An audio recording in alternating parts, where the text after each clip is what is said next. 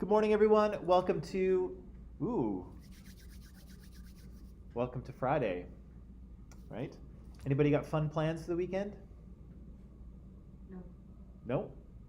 No fun plans? Avi, fun plans? Not sure yet? Just kind of keeping it open. David? No?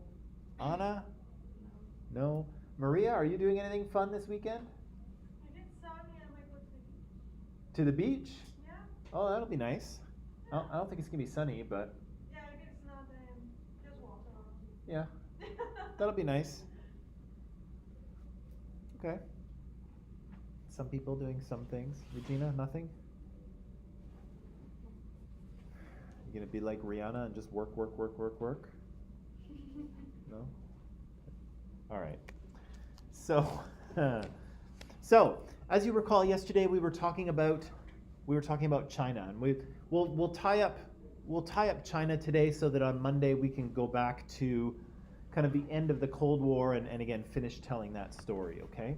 So a lot of what we read about and heard about over the past few days was this gentleman right here, right? Mao Zedong, or Chairman Mao, as he is fondly kind of referred to. Obviously, a major character in the history of the 20th century and the 21st century as well, right? Because he, of course, is the founder of the Communist Party in China, but he's also the founder of the People's Republic of China, right? And so China at this point in history has become kind of an economic giant, right? And they are flexing their muscles on the world stage. They want to be kind of one of the superpowers, and to some extent, I think they kind of are at this point. And so what Mao started is having real effects on our life today, right? But as we saw, even though he won a civil war against Jiang Jishi's nationalists, Jiang Jishi's Kuomintang, even though he won that civil war and he declared the People's Republic of China, his institution of communism was pretty rough, right? We heard about the Four Pests campaign, which is a bit of a disaster. We heard about the Great Leap Forward, which actually wound up being a great leap backwards, right? Resulting in the deaths of millions, and really didn't accomplish what Mao was trying to do, right? He was trying to industrialize China. He was trying to increase agricultural output. He did neither of those things, and he, resulted in mass starvation, right, and disorganization. More recently in the video, we were hearing about the Cultural Revolution, right? And so we said that in response to kind of Mao's fading popularity within the country, within the Communist Party, he decided to kind of create another revolution, right? And so he called on people, particularly the youth of China, to sort of go forth and to rid China of the olds, right? Old thought, old superstition, old religion, all kinds of these things. And so, again, people enthusiastically took up Mao's orders and went out and, for the next probably 10 years or so, China is in the process of basically tearing itself apart, right? Looking for, in one way, it's kind of sad, right? Because they're basically tearing themselves apart, looking for the reason why communism isn't working, right? Why are people still starving? Why are we, why is our industrial capacity behind everyone else? Why is this not working? Again, nobody looks at Mao, nobody looks at communism. People look at old thinking, right? The problem is we're not being communist enough, right? Which is wrong, right? And we'll see that as soon as Deng Xiaoping kind of steers the country into capitalism, and I'm not necessarily, I'm not a cheerleader for capitalism here, but I'm saying that once that happens, things seem to start to improve for the average Chinese person, right? But until then, they're kind of looking for answers, right? They're looking for something to blame, right? And again, instead of it being Mao or instead of it being communism, it is old thought, it's religion, right? It's superstition, it's Confucianism, right? And all of those things are attempted to be destroyed during the Cultural Revolution. And so Mao's great leap forward is a great leap back, and then the Cultural Revolution sets China back even further, right? This is a decade of fear and destruction, right? That Mao kind of unleashes on the population, on his own country. And so we'll see here that he will die in 1976. Whoops, will die in 1976. Where is it?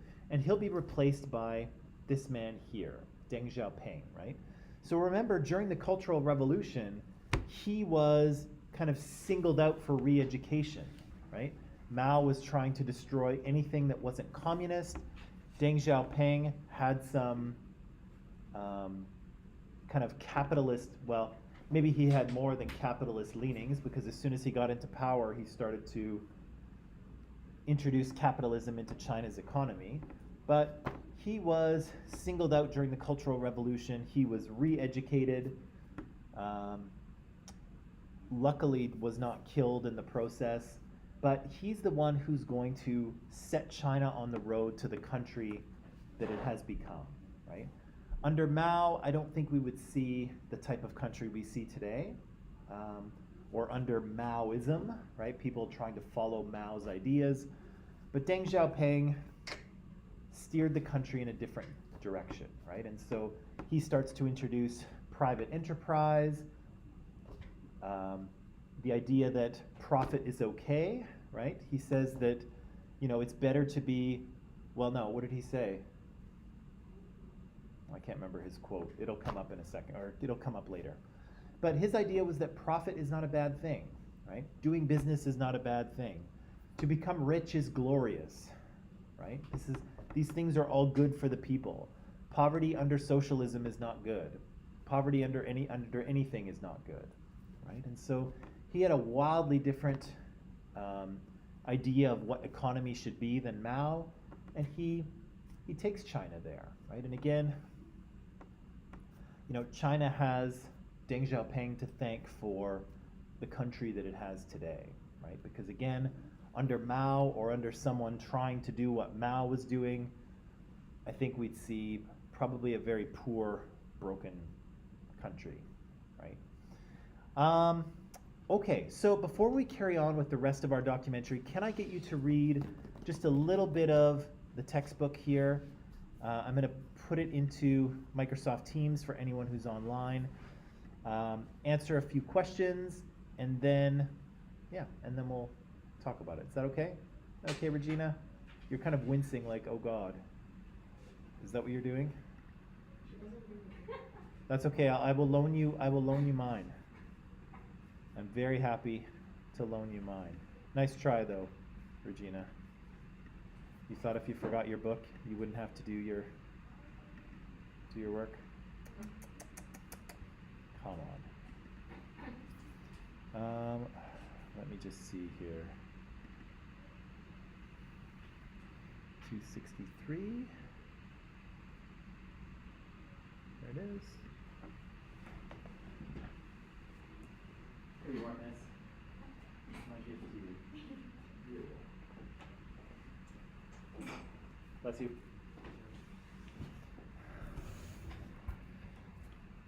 263. Okay.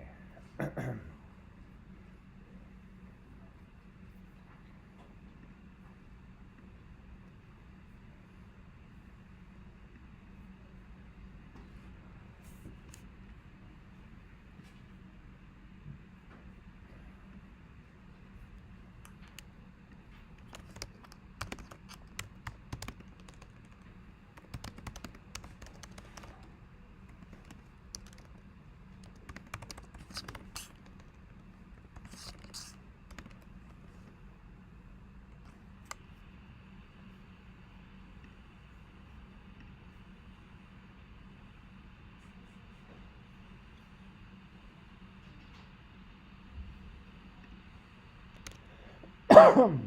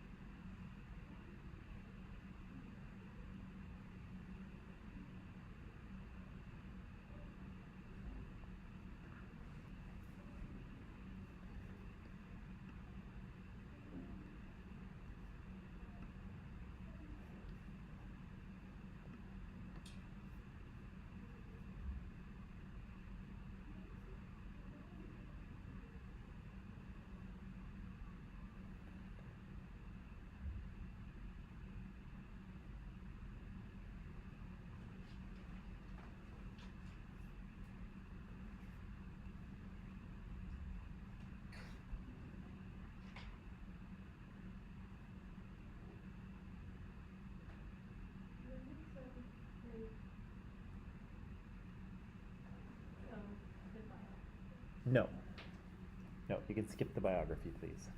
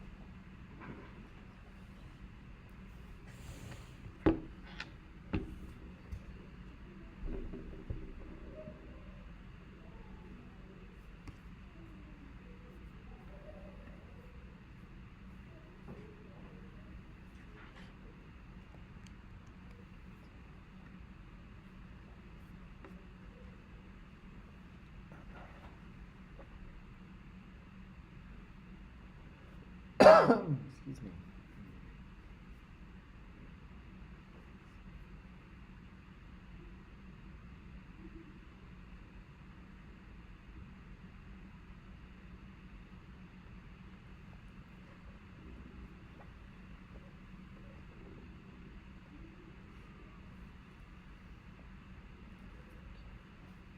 Maybe just a few more minutes, is that okay? A few more?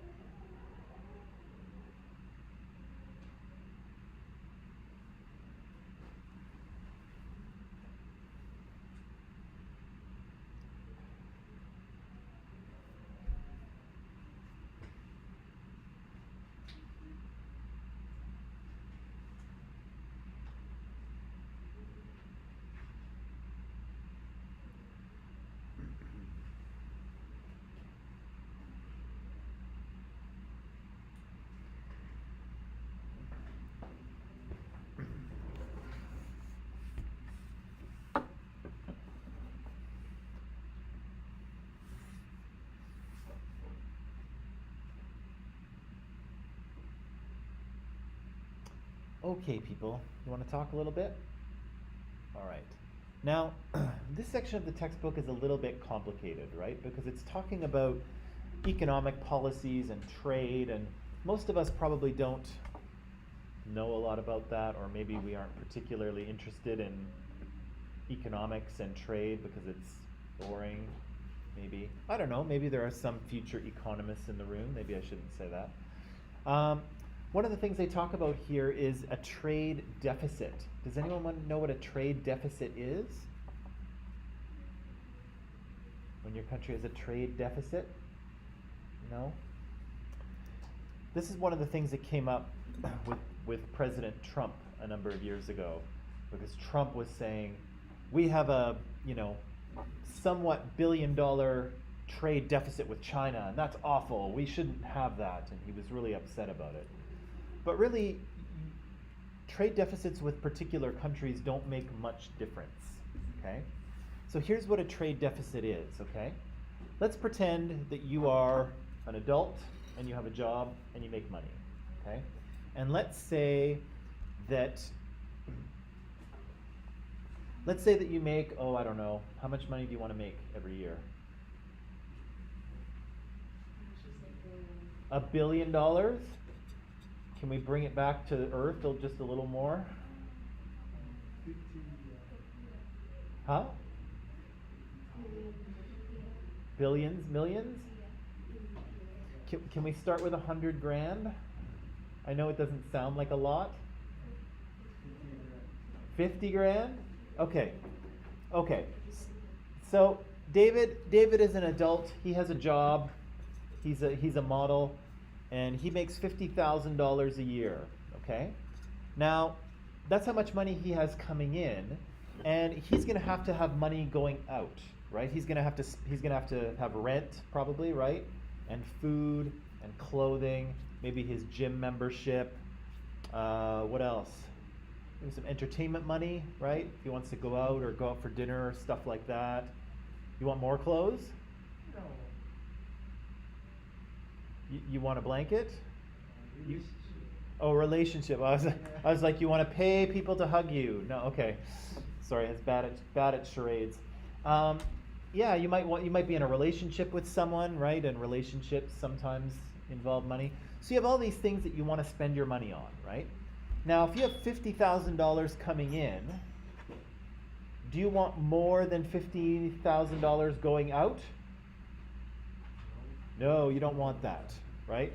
Because then you're going into debt, right? So what you're going to try and do as an adult is, if you are making $50,000 a year, you want to try and spend less than $50,000 a year, right? Again, otherwise you're going to get into debt, and eventually that's going to be a problem, right? So countries do this as well, right? Because countries make money, right? With our economy, we make products, we sell them on the world market, and we make money off them. But we also buy things from other countries too, right? We import all kinds of things. Here's an imported thing, right? This didn't come from Canada. Where did this come from? Oh, big surprise, it came from China, right? So we buy a lot of things from other countries, and then we make things and we sell them as well, right? So for Canada to be fiscally responsible, we want to sell more stuff on the world market than we actually buy, right? If we don't do that, if we're making less money than we're spending, then we have a deficit, right? We're going into debt, and that's not great, right? Although Canada is in debt right now, but that's not a great thing. Now, if we have a global trade deficit, that's a problem, right? Because again, we're spending more money than we make. David is spending more than $50,000 a year, and he only makes 50. So he's going to be in trouble eventually, right? But if we look at individual countries, like Donald Trump was saying, it doesn't really much matter, right? So let's say David buys all of his food at Whole Foods, okay? It's really expensive to shop there, but let's say that you do. Now, you buy all your food at Whole Foods, so let's say it's, oh gosh, I don't know. Let's say you spend $8,000 a year on food, okay? So you give $8,000 a year to Whole Foods. Do they give you any money? Whole Foods? No, you don't work there, right? They don't give you any money at all. So you give them $8,000, they give you zero. So you have an $8,000 trade deficit with Whole Foods. Is that a big problem for you? No, right? It doesn't matter. Of course you have a trade deficit with them because you're buying food from them and you don't work for them, right? You don't sell them anything. And so individual trade deficits with countries don't much matter, right? What matters is overall.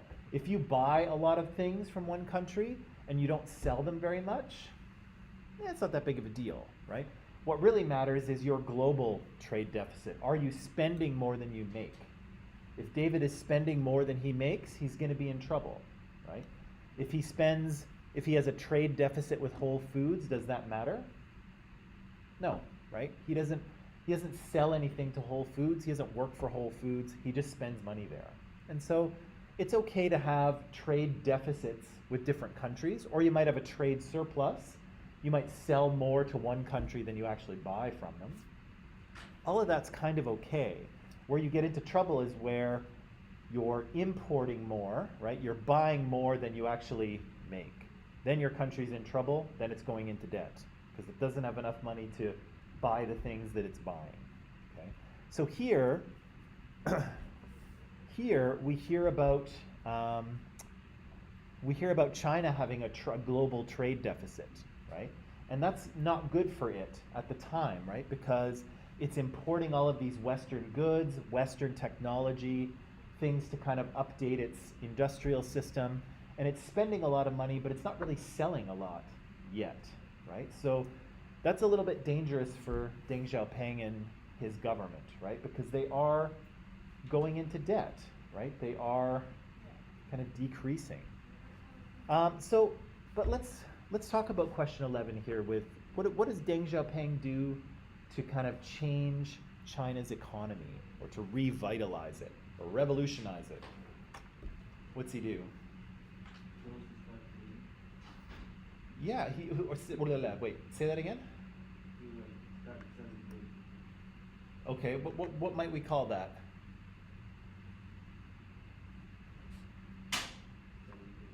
Give me a C. Give me an A. Give me a P. Yeah, right? He's going to start to switch the economy to have elements of capitalism, right? Capitalism is a system where individual people like you and me get to own businesses, right? In communism, it's the government, it's the state that owns all of them. And so Deng Xiaoping is going to say, okay, we're going to have individual people who can own businesses now, right? What else does he do? Does a few things. Elements of capitalism is one. Something about customs. Something about customs.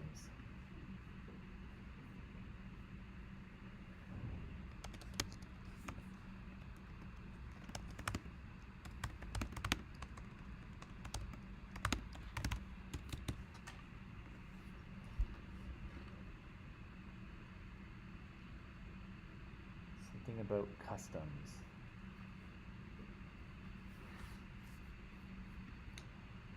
What does it say? He makes the sort of southern coast of China a customs-free zone. Do you remember reading that?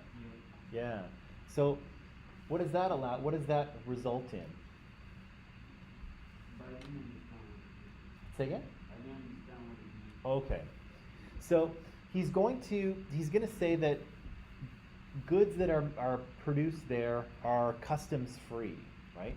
So people can set up manufacturing plants there, import things into China, and there won't be any customs. There won't be any taxes on them.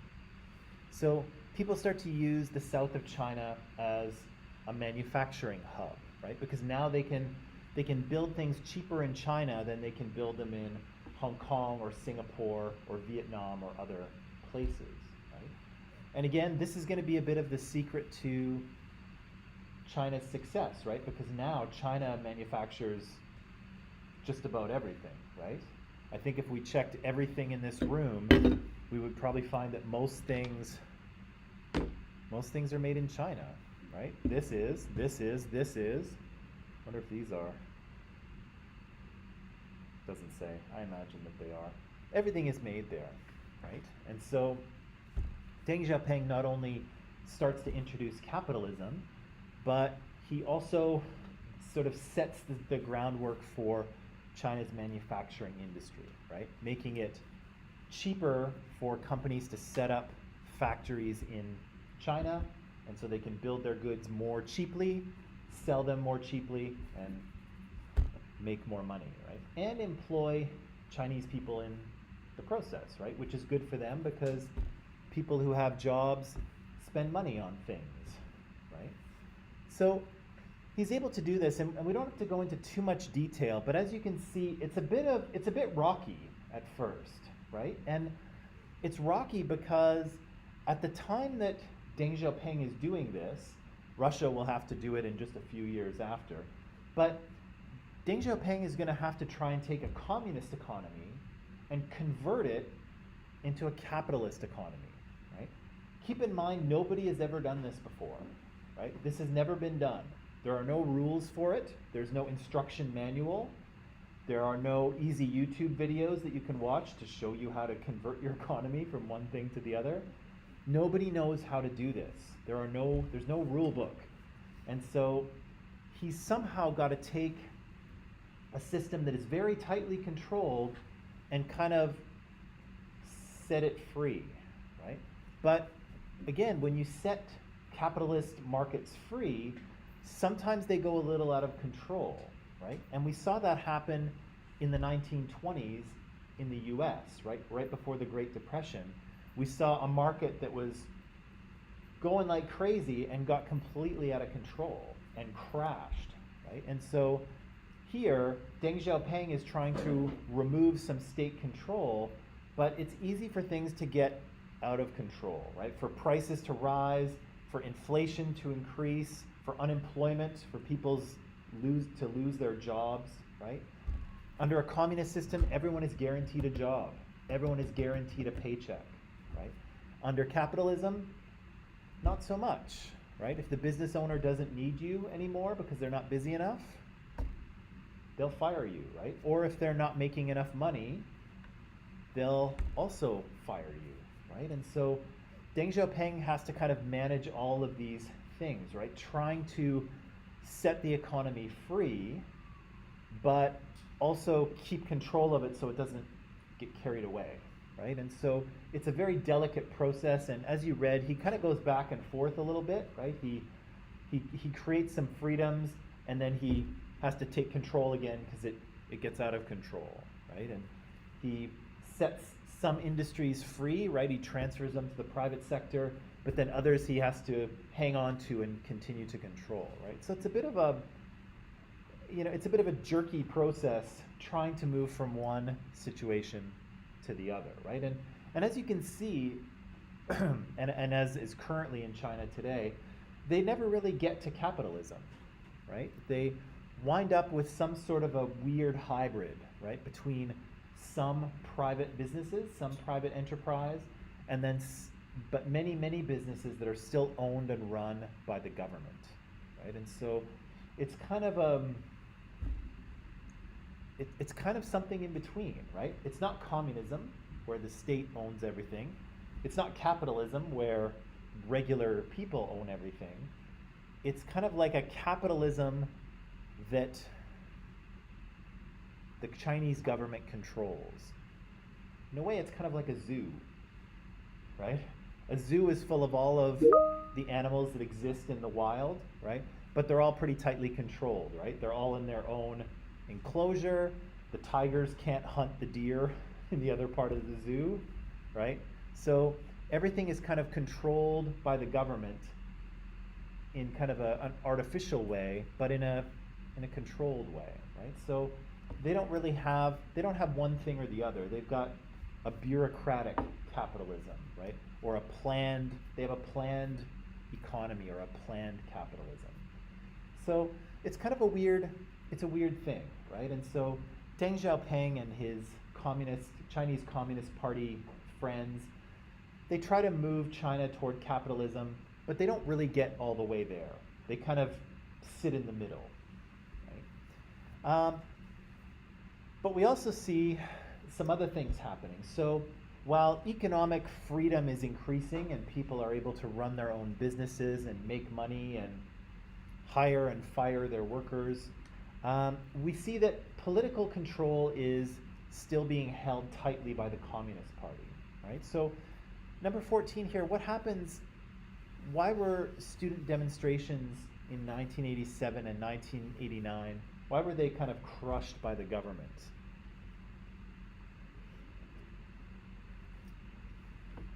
Why were they crushed by the government or put down?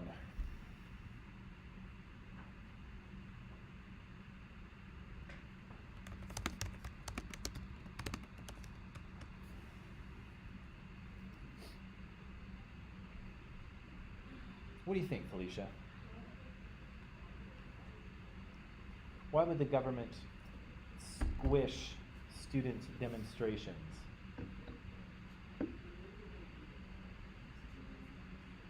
Yeah, they're protesting. They're in the streets. And what are they saying? We want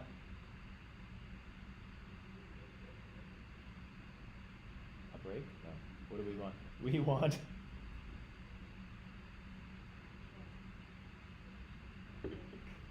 Do you want to take a break? Yes. You do? Yes. Is that shared by everyone else?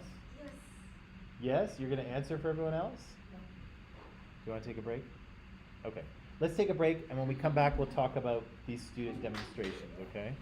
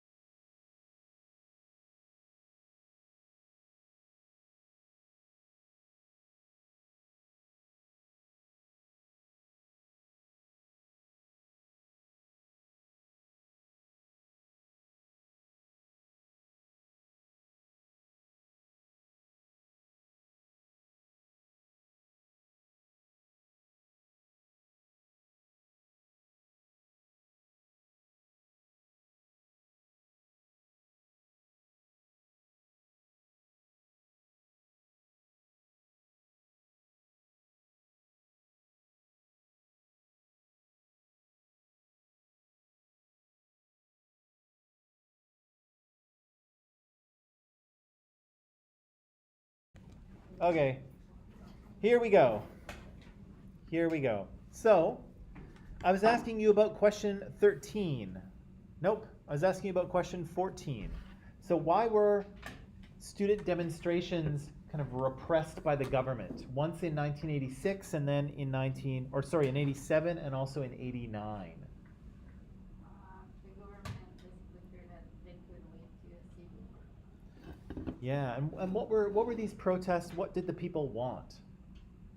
Freedom of press,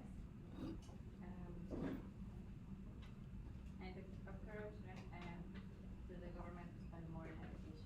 Yeah, so they were kind of, again, people had been given like economic freedom, right? A lot of economic freedoms had been established, but people wanted more, right? They wanted political freedom. They wanted to speak freely and criticize the government and talk about their own political ideas, right? And so, as we see in 1987, but particularly in 1989, the voices start to grow, right? And as you can see in 1989, about 1 million people show up to demonstrate, right? And again, it makes the government quite nervous. We'll see this in the documentary very shortly. It makes people quite nervous, and the government brings in the military, right? So similar to what we'd seen in the Eastern Bloc countries, right? In Hungary, in Czechoslovakia, people get economic freedoms, then they want political freedoms, and just like in the Soviet bloc, the Chinese Communist Party is unwilling to give up that control, right? They're unwilling to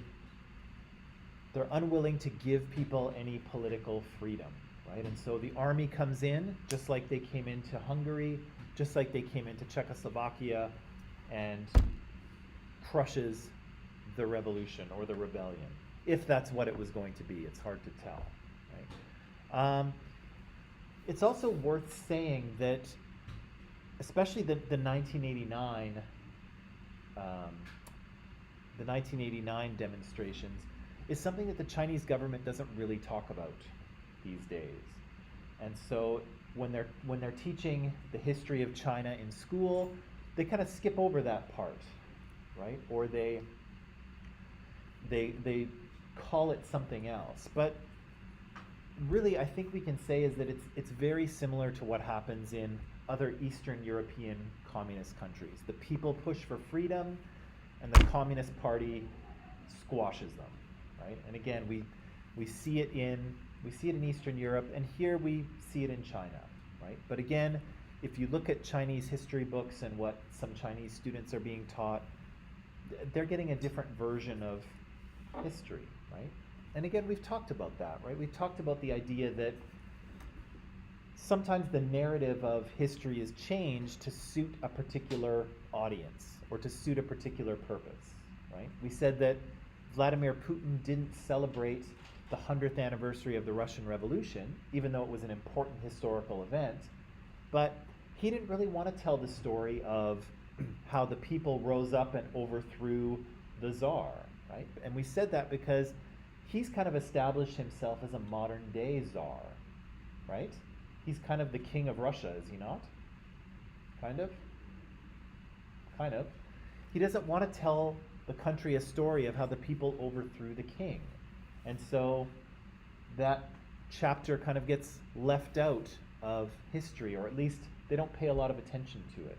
And a similar thing happens here in China. This event is kind of, pushed aside because it's not the story that the government wants to tell the people, right? Hey, remember when you all demonstrated and you wanted political freedom and we brought in the army and shot a bunch of you?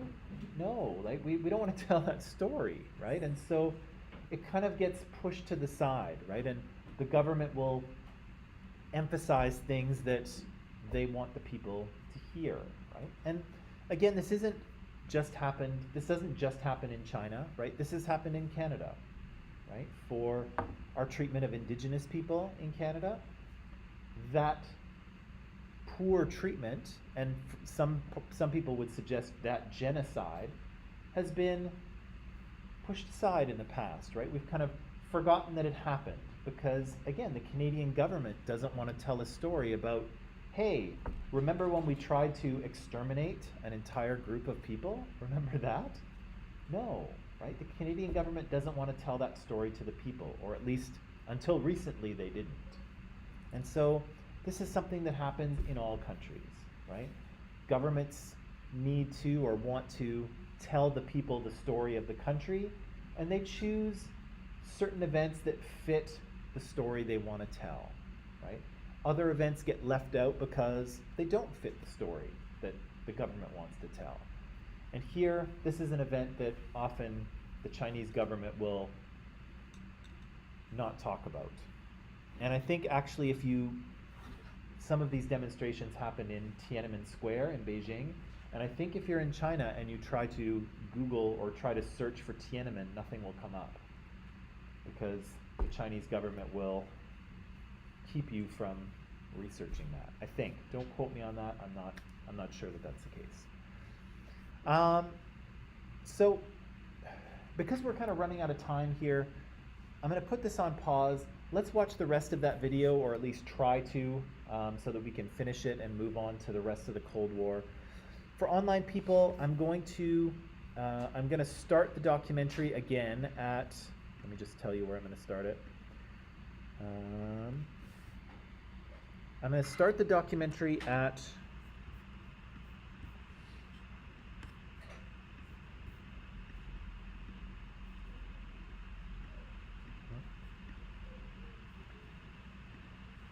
I'm going to start it at 31 minutes and 22 seconds, and we're going to watch until the end, okay? So we'll try to finish it off.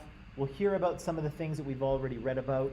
We'll see some other things that we haven't, and then we should be able to move on Monday. Is that cool? Is that okay with everyone? Everyone's good? Okay, let's do it.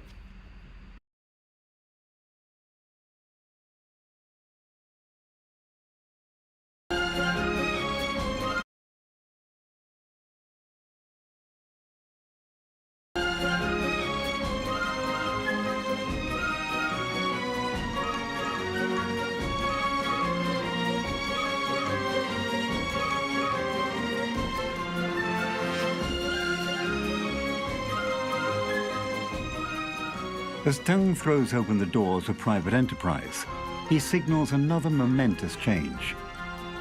China will also open its doors to the world. Deng embarks on a round of diplomacy with world leaders and encourages foreign investment. The rapid developments that come after the death of Mao turn into one of the most remarkable revolutions of the 20th century. A communist dictatorship transformed into a juggernaut of free enterprise. But Deng's new world soon generates its own discontents. Now, with wealth came corruption and inflation, and a lot of people felt that these were new problems that needed to be tackled head-on. 88年物价上涨非常快，就引起了普遍的惊慌。大家觉得我这100块钱过1个星期就不算什么了，过1个月就没了。大家在抢购，在大商店门口排长队抢购电视机、冰箱这些东西，然后呢，很多人在银行排队去提款，要把钱全部提出来，导致了一种金融危机。这也是49年以后第一次出现的。所以我们当时就觉得这个很普遍的觉得这个经济要垮了，而且呢，觉得这样下去根本不行。Capitalism has been unleashed, and China's leaders struggle to control its consequences. The intelligentsia argues that a democratic system would be more responsive to new economic realities. There was a feeling that you need to have not just economic reform, you need political reform. Some university lecturers and newspapers campaign for political change. And on April the 15th, 1989, the students begin marching in the streets. The protest gathers momentum quickly. By May 1989, over 1 million people gather in Tiananmen Square. 我们住的那个街区，很多的老太太、老大爷就在下边大声喊叫，大家都下来上街，堵军车、堵坦克，保护我们的孩子。哇，那是现在回想起来，大家都说6·4屠杀呀，什么东西，其实特别感人的是，你难以置信的是，5月20号我到北京的第2天。 很多老太太、老大爷把军车、坦克堵住，他们拿着被子睡在军车下边，睡在坦克下边几天，然后大家跟士兵讨论。 The demonstrators expressed their demands by building a goddess of democracy from styrofoam and papier-mâché. As the crowds gather, Deng and the party leadership watch anxiously. Then, on the 4th of June, they run out of patience.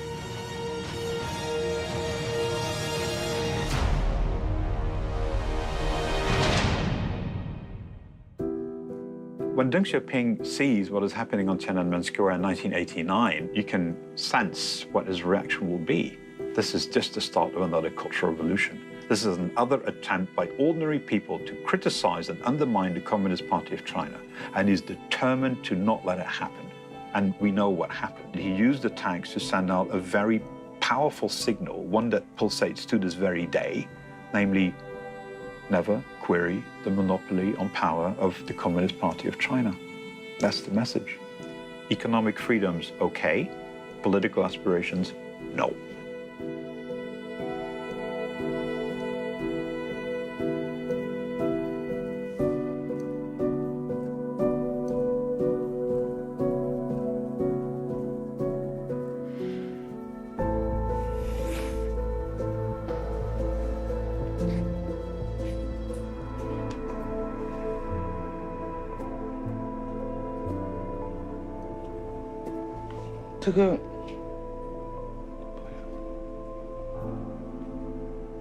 这里看到一个18、19岁、20岁的年轻人的尸体，你在之前都跟他们很好，要看变成了尸体，这是很大的事的。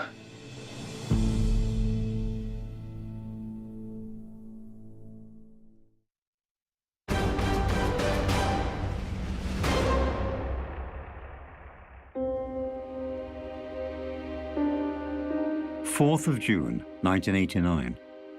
As the tanks roll into Tiananmen Square, crushing the protests, the world recoils in horror.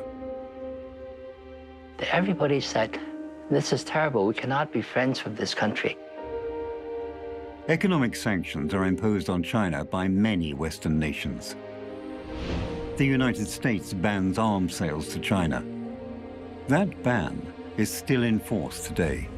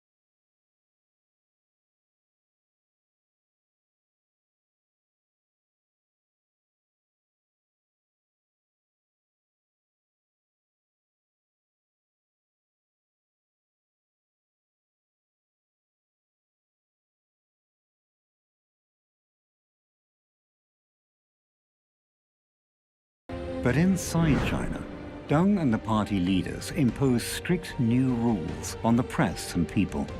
They will not lose control again.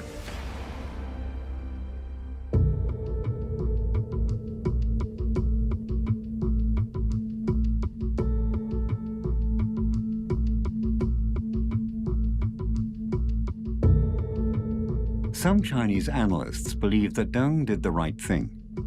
China has a long history of chaos. 我也赞同中国需要稳定，因为中国是一个巨型的国家，特别大的一个国家，人口众多，民族也众多，搞不好中国就会处于四分五裂的状态。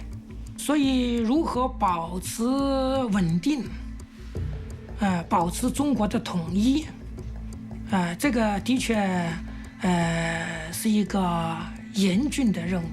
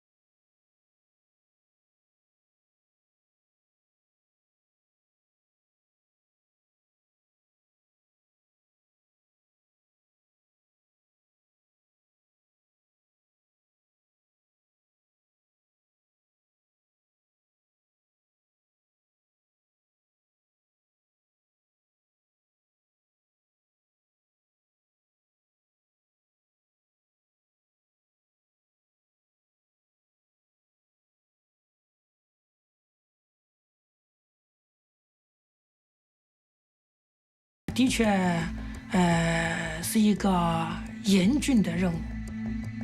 For 2 years after the Tiananmen incident, China stagnates economically. Conservatives argue that plans to start special economic zones and a stock exchange must be scrapped. China's doors close again. But outside China, it's a time of massive upheaval. And a succession of global shocks will soon propel China in a new direction. August 1991.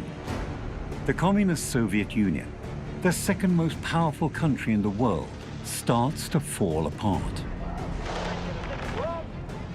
Hundreds of thousands of protesters pour onto the streets of Moscow to demand democracy. Setting in motion a cascade of events that lead to the Soviet Union being dissolved in December 1991. The Cold War is suddenly over, but Chinese leaders reel. At the time of Deng Xiaoping, Tiananmen happened, and then within a year or two, the Soviet Union collapsed. So it was a dramatic and a traumatic experience for the Chinese Communist Party.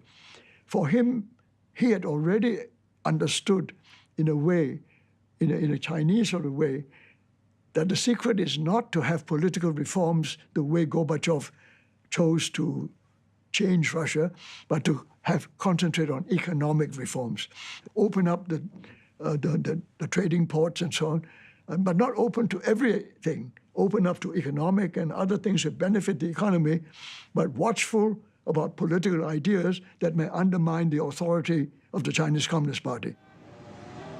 So in 1992, Deng Xiaoping launches a remarkable initiative that is still commemorated in the Shenzhen city square today. The ailing 86-year-old leader makes a landmark southern tour to rescue his economic reform program from the growing conservative backlash. He embarks on an epic 3,000-mile journey across 4 cities in the south to push for more pro-market reforms. 邓小平的南巡为什么它具有标志性的意义？它非常伟大，是一个非常伟大的事件。因为它又再一次改变了中国这艘航船的方向。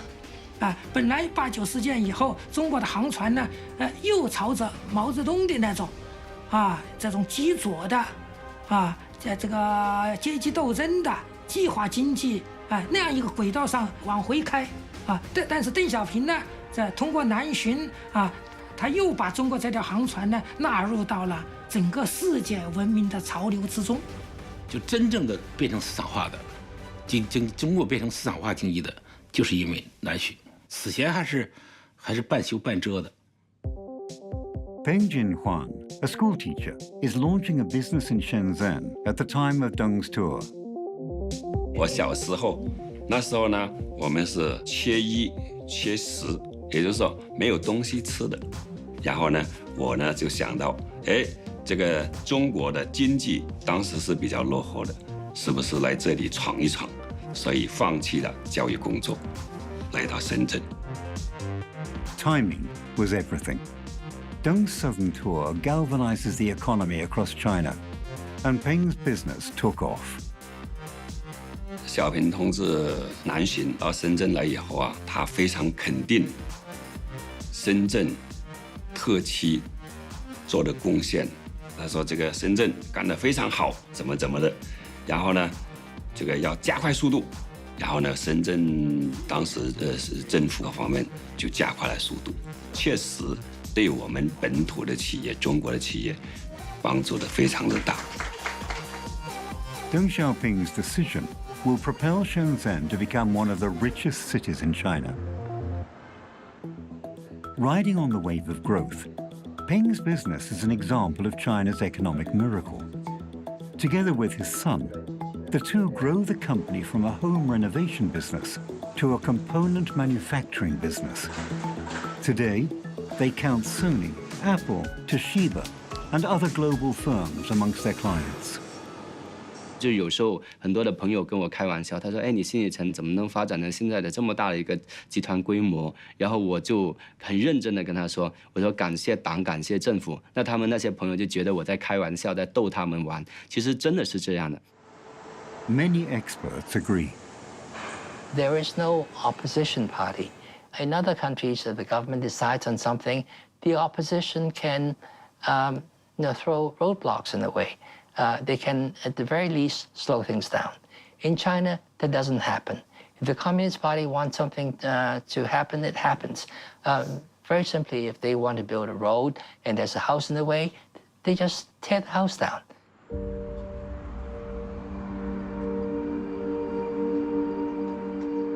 所谓韬光养晦引申的意思呢，那就是我们中国呢要低调的发展，在国际上，不当头，不做领袖，也许会被某些人批评为，这个太软弱了，对外太软弱了。但是没办法，你的实力不如人，那你只能是韬光养晦。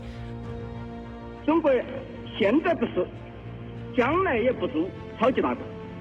如果中国有朝一日变得颜色，变成一个超级大国，也在世界上称王称霸，到处欺负人家、侵略人家、剥削人家，那么世界人民就应当反对他，并且同中国人民一道打倒他。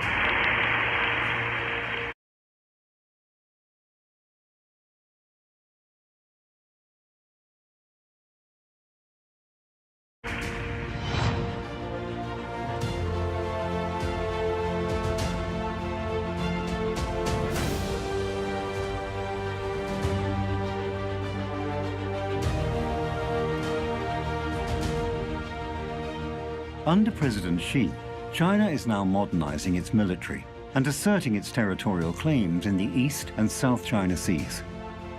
President Xi is also pushing a Belt and Road plan to revive the ancient Silk Road and extend it all over the world. It is part of his Chinese dream to rejuvenate the Middle Kingdom. 现在可能已经不再是韬光养晦，而是强调有所作为。To think that less than 50 years ago this was China, where fanatical Red Guards liquidated capitalists, and anything foreign was illegal.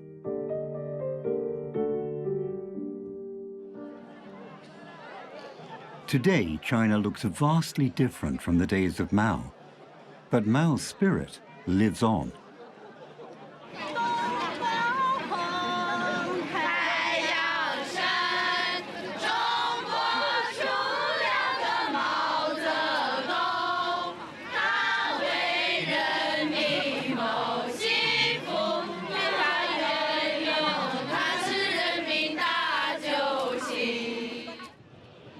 In Mao's hometown of Shaoshan in Hunan province, millions visit every year to pay their respects to the long-departed chairman. 对我们来说，在我们心里是神一样的。是谁把新中国建立起来了？是我们的主席。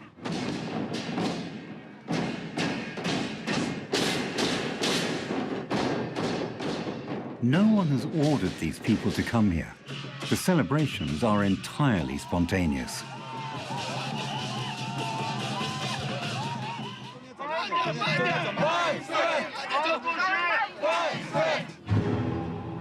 The current government is also investing in Mao's legacy. Millions are being spent on Mao museums, Mao TV shows, and Mao theatrical productions.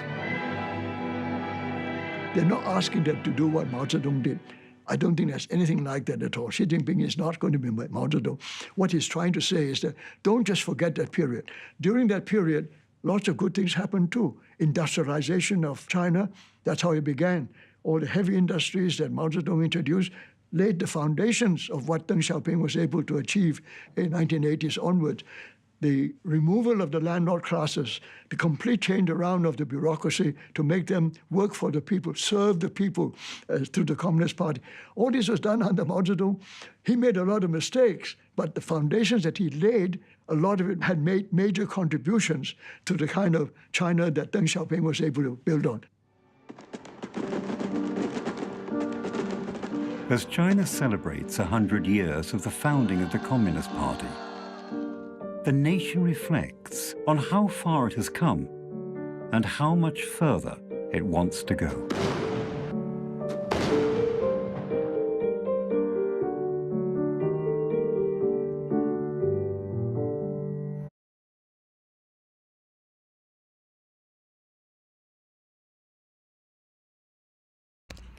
I think that is all for today because we are out of time. Hope everyone has a nice weekend. I'll see you on Monday. Don't forget to turn in your source assignment to me. If you have questions about your final project topic, you can ask me or message me. Otherwise, I will see you on Monday. We said we were going to have a quiz on Thursday, did we not? Is that what we agreed? Thursday? Yeah. Thursday. Quiz on Thursday. Quiz on Thursday. Yes. That is all. So have a nice weekend, and I'll see you all Monday.